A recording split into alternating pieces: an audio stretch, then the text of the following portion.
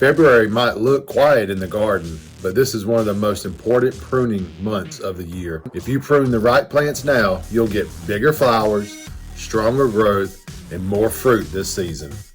Today I'm showing you 3 plants you should be pruning in February and exactly how to do it. Let's start with the first one. February is the prime time to prune most hybrid teas and floribunda roses while they're still dormant. Remove the 3 Ds, remember this: dead, diseased, and damaged wood. Cut back to healthy green wood.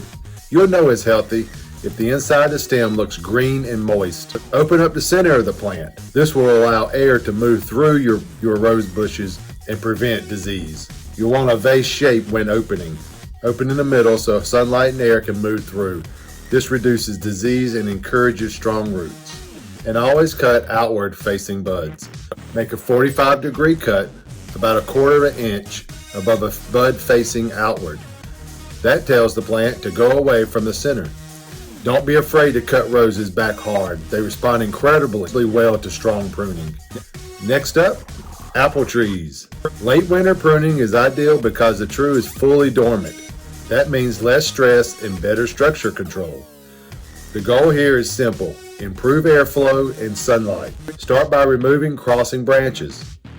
If 2 branches rub together, remove the weaker one. And finally, shape the tree into an open center, like a bowl or a goblet. This allows the sunlight to reach all fruiting wood, which improves fruit size and sweetness. Never remove more than 25 to 30% of the tree in one season. If done correctly, February pruning sets your apple tree up for a heavier, healthier harvest. Now this one is important. We're talking specifically about panicle hydrangeas. These bloom on new wood. That means they produce flowers on growth that forms in the spring. So pruning now actually increases blooms. Start by cutting back about 1/3 to 1/2 of last year's growth. Remove thin or weak stems completely. Then shape the plant evenly so it keeps a balanced structure. Because it flowers on new growth, every cut stimulates fresh flowering stems.